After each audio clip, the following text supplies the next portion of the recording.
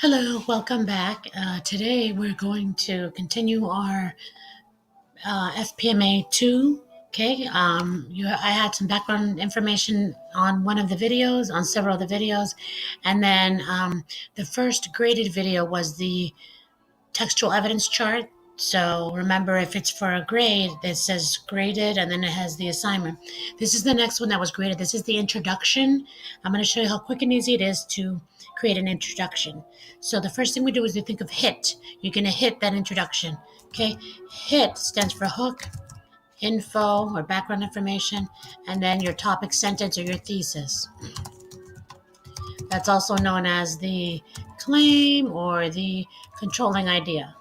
Okay, so in a way, that's just the topic sentence of the introduction. So think of HIT when you write your introduction. Okay, so I'm going to go ahead and backspace that. Now, if we remember from our outline, the first thing we wanted to do in the outline was make sure we included this most important sentence. Okay, that's the controlling idea of our whole entire essay. And if we look back over here, we see it was at the top of our information of our graphic organizer. See this at the top? That's a very important sentence. So we're going to put that first. Now, it feels weird to put that first, but I just don't want you to forget to include it. So if you're comfortable that you're not going to forget it, you can start with the hook first, then the information, then the topic sentence. But just let's try it my way, okay? So what I would do is I would skip a couple lines because you want to leave some space for your hook and your background information. So this is, I skipped 4 lines, so I have space for all those other sentences that go on top. And then this is my most important sentence. Okay. And then also what we can do is remember from our chart, we were going to use vanishing evidence and location as the 2 reasons why it's difficult to confirm historical discoveries. So I'm going to write that down. Remember, it doesn't count against you if you include your reasons or that you're going to use in your body paragraphs. One reason is vanishing evidence. Another reason is location. Okay, so now I'm ready for my hook. Okay, so for my hook, that's just what's the most interesting thing that you read about? Thinking back in your mind when you read the articles, what was the coolest thing that stood out that you want to bring out so people want to read your essay?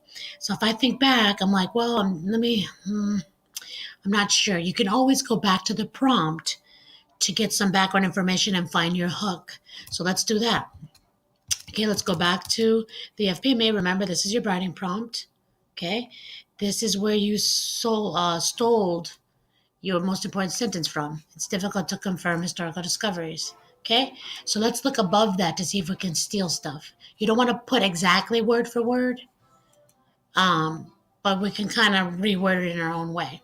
So something about a long time mystery has been solved when a guy thought he discovered the Santa Maria, but now people aren't believing him. And I kind of remember that it was like a really, really old mystery because I know Christopher Columbus was like 500 years ago or something.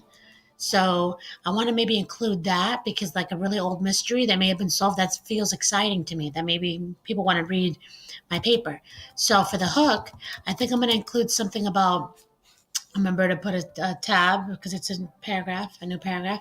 So a mystery that is hundreds of years old may have been solved. Okay? Or instead of solved, let's say may have been uncovered. Or maybe resolved, may have been resolved. Okay? So that's my hook. You could say a 500-year-old riddle is almost over, or has been a 500-year-old riddle has been solved, or something like that. So a mystery that is hundreds of years old may have been solved. Something like that. A 500-year-old mystery has been solved. Lots of people like mysteries. One of the oldest ones may have been solved. Okay? So why don't I put that? Many people are captivated by mysteries. Okay? A 500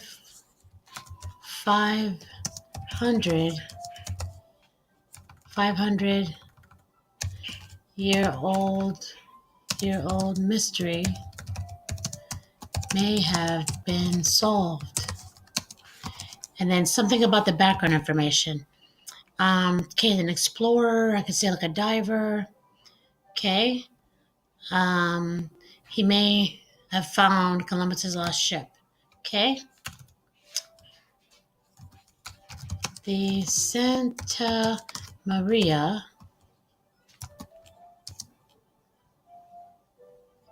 may have been located according, right, to that diver guy. So I'm just writing this in my own words, according to one diver. Okay.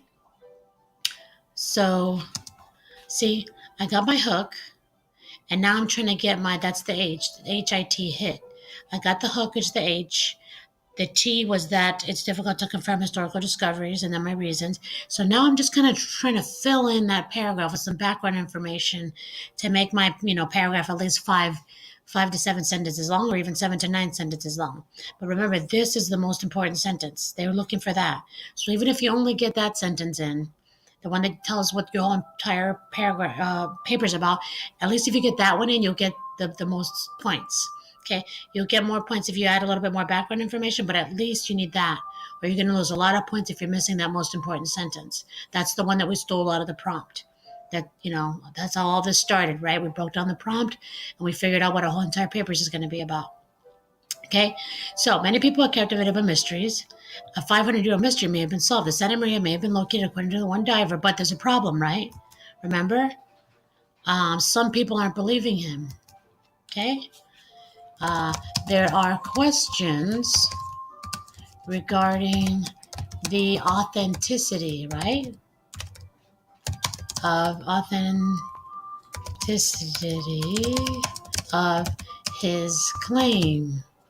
Okay, that's pretty good. Anything saying like there's some kind of problem, a guy found the boat, and there's some kind of problem with people believing him. Okay, so let's see what we got. We got 1, 2, 3, 4, 5, 6, 7. Okay, that's 7 sentences. That'd be fine. You could add a little more if you wanted to, but this has all the things we need. It's got the hook, it's got a little bit of background information, and then it's got the prompt. It's got the controlling idea. All this was stolen from the prompt, right? I stole this from the prompt. I stole this most important sentence right out of the prompt. That sentence, right? Remember? That's right out of the prompt. It is difficult to discover historical discoveries. I stole that right out of the prompt. This background, the hook, and the background information, all this stuff, really is just from stuff I remember from what I read, but a lot of it was from right here. I just reworded that. So in a way, the introduction is pretty much the prompt kind of restated in your own words. The only part that I came up with on my own by gathering that information in the graphic organizer chart was this: the reason, which is vanishing evidence, and then the location. Those are the only 2 things that I came up with on my own. Remember, the reasons aren't necessary. You don't have to have them in your introduction.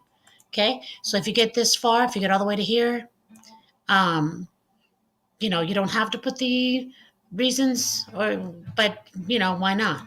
So don't freak out, because most of this is just from the prompt, and then this came from, remember, from when we gathered our evidence. We came up with those. We were trying to figure out how these quotes were linked together. Okay, so this isn't the only way to write this paper. If you found other things, you could write about that, as long as you can explain how they make it difficult to confirm historical discoveries. As long as you can back it up with your textual evidence and give a good explanation, then you could have maybe used different quotes. Okay, and there you have it, folks. That is how you write your introduction. So go ahead, and when you turn it in, I don't want to have it exactly like mine. You need to put your own spin on it. Okay, you can have this can be the same. That highlighted portion can be exactly the same as mine, but for this upper portion, you need to come up with your own version of it, okay? Because that's, your own words you're paraphrasing. All right, there you have it. Bye.